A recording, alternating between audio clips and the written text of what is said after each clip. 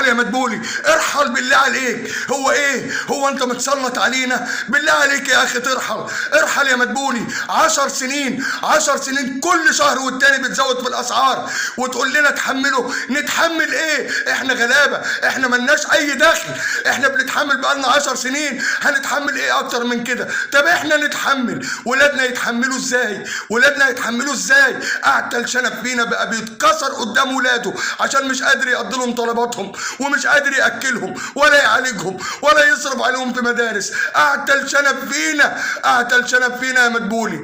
احنا مصريين، احنا بنحب بلدنا، بلدنا فيها الخير كتير. ليه قاصدين تكرهونا في بلدنا؟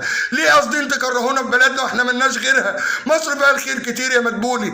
خدوا من الاغنياء، خدوا منهم. في ناس بترمي الفلوس وما تعرفلهاش عدد، في ناس تولع في الفلوس بنار وفلوسها ما تخلصش، في ناس عندها فلوس جبال وفلوسها كتير قوي. خدوا منهم. ليه دايما بتدوسوا علينا احنا الغلابه اللي مالهمش دخل؟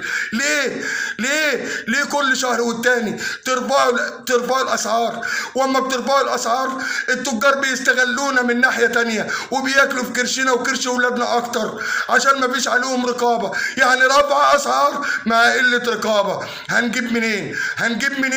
هنجيب منين؟ حتى لو في دخل لواحد بيشتغل باليوميه، يوم يشتغل وشهر ما يشتغلش، هيصرف على اولاده منين؟ هيدفع ايجارات منين؟ هيدفع غاز وكهرباء وميه منين ومواصلات؟ هيعالج ابنه ازاي لو ابنه عيا ولا تعب؟